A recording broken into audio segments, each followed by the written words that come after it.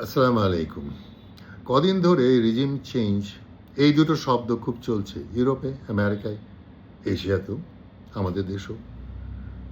Regime change হবে, কে করবে? America করবে। কোথায়? ইরানে। কাকে সরানো হবে? আলী খামেনিকে।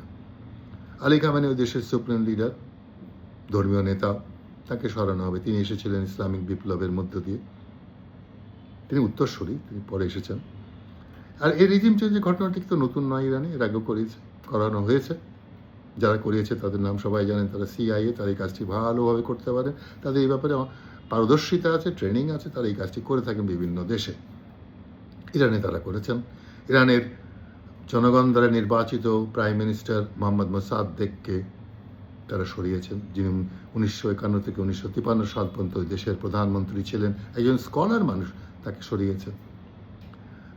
তাকে সরিয়ে নিয়ে এসেছেন কাকে? রেজা শাহ পাহলেভিকে, পাহলেভি বংশধর, তাকে নিয়ে এসে বসিয়েছেন। তিনি কি কাজটি করেছেন? তিনি এসে পুরো দেশটাকে ওয়েস্টার্নাইজড করে দিয়েছেন। যারা 70 দশকে দেখেছেন ইরানের ছেলে মেয়েদেরকে, তারা জানেন তারা কীভাবে জীবনযাপন করতো, কী ধরনের সংস্কৃতি ছিল, কী ধরনের জীবন প্রবাহ ছিল, ওয়ে অফ লাইফ তাদের কী ছিল। যদি মনে থাকে তাহলে খেয়াল করে দেখবেন কোনো অংশে সেটা ইউরোপ বা আমেরিকা থেকে কম ছিল না। পুরোপুরি পাশ্চাত্যের সংস্কৃতিকে তিনি চালু করে দিয়েছিলেন ইরানে।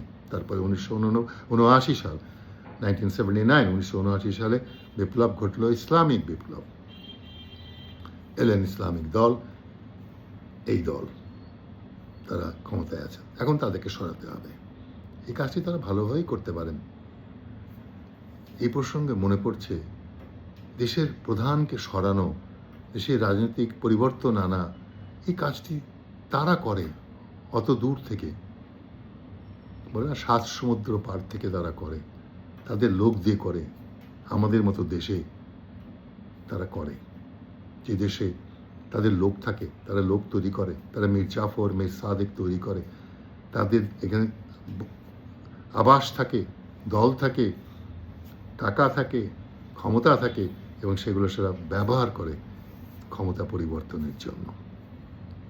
আমাদের দেশে ক্ষমতা পরিবর্তনের ঘটনাটা বলি, খুব প্রয়োজন ছিল সেই সময় হোসেন মোহাম্মদ এরশাদের বিরুদ্ধে আন্দোলন হওয়া, এবং আন্দোলন পরবর্তীতে সরকারের পরিবর্তন হওয়া, অর্থাৎ এরশাদ সাহেবের বা এরশাদ সরকারের পরিবর্তন হওয়াটা খুব প্রয়োজন ছিল। কিন্তু হলোটা কীভাবে, সেটা একটা ভাববার বিষয়।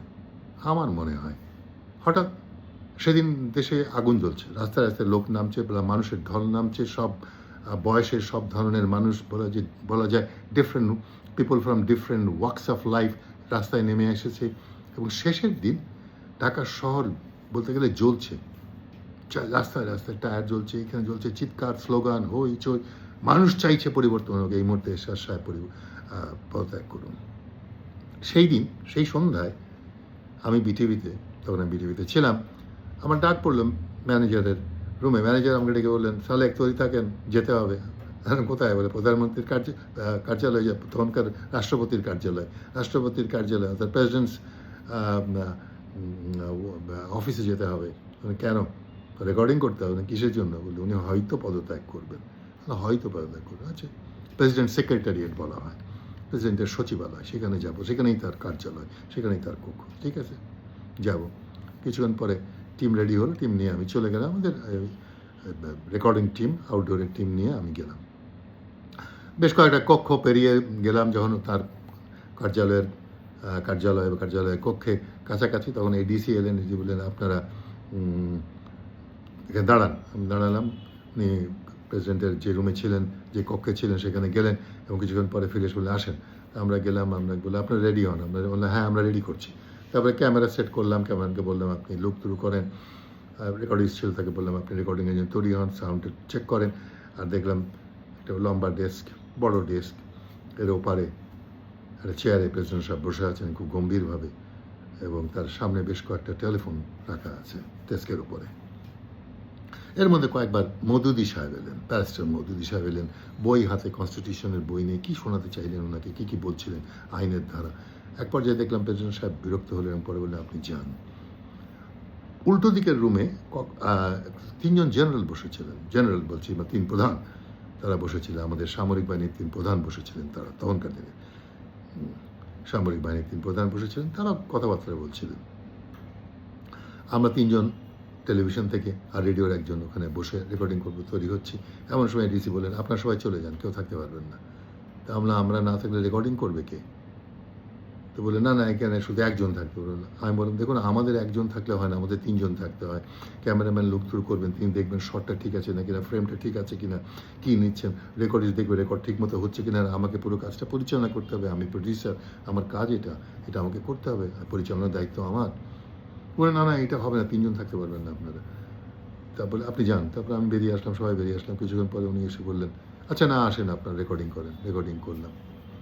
প্রেসিডেন্ট সাহেব বললেন, মূল জায়গাটায় আমি ফিরে আসছি। প্রেসিডেন্ট সাহেব বললেন, আমি কোট করে বলি, প্রেসিডেন্ট সাহেব বললেন, আমি পর্যায়ক্রমে ক্ষমতা হস্তান্তর করব, ক্লোজ কোট।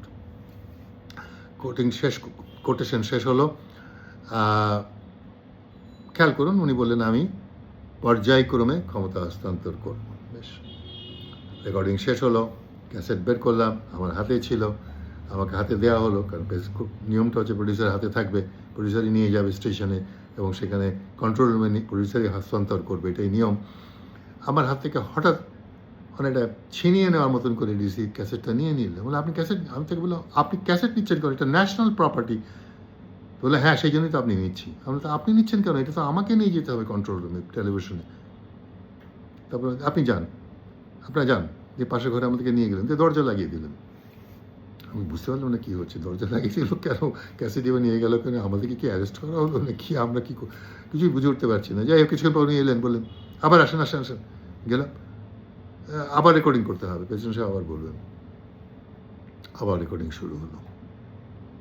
এবার প্রেসিডেন্ট সাহেব বললেন, তার আগে শুরু হওয়ার আগে দেখলাম লাল টেলিফোন যেটা উনি গিয়ে দেখলাম ধরে আছেন, সেটা উনি রাখলেন খুব গম্ভীরভাবে, আর রেখে বললেন রেকর্ডিং শুরু করেন। আমরা শুরু করলাম, রেকর্ডিং শেষ হলো। উনি বললেন আমি ক্ষমতা হস্তান্তর করব। এবার উনি ক্ষমতা হস্তান্তর করার কথা বললেন। তারপর রেকর্ডিং শেষ হওয়ার সঙ্গে সঙ্গে আমার দিকে তাকিয়ে বললেন, যান জনগণ অস্থির হয়ে আছে। কিছুটা আঞ্চলিক হয়ে গেল ওনার উচ্চারণে, উনি সাধারণত আঞ্চলিক ভাবে উচ্চারণ করতেন না, করলেন। আমি তাড়াতাড়ি বেরিয়ে এলাম। তারপরে বিডিআর একটা গাড়িতে করে, যাই হোক, আমাকে স্টেশনে পৌঁছে দেওয়া হলো। কে ছিল ওই লাল টেলিফোনের ওপারে? কার নির্দেশে উনি পর্যায়ক্রমে ক্ষমতা হস্তান্তর করব থেকে ক্ষমতা হস্তান্তর করছিতে চলে এলেন? কার নির্দেশ? কারা নির্দেশ দেয়? জুলাই বিপ্লব হলো, হাজার হাজার মানুষ রাস্তায় নেমে আসলেন, লাখ লাখ মানুষের ঢল নামলো, হাজার হাজার মানুষ আহত হলেন, কত মানুষ চলে গেল, কত তরুণ এর প্রাণ চলে গেল। এই তরুণরা গর্ব করছে নতুন স্বাধীনতার, তারা গর্ব করে বলছে না আমরা নতুন স্বাধীনতা এনেছি, তারা এই অনুভব করছেন। এই অনুভূতি বজায় রাখতে পারবেন তো? সামনে ইলেকশন আসছে, সরকার হবে, সরকার গঠন হবে, সেই সরকারও পারবে এই অনুভূতি ধরে রাখতে? আল্লাহ হাফেজ।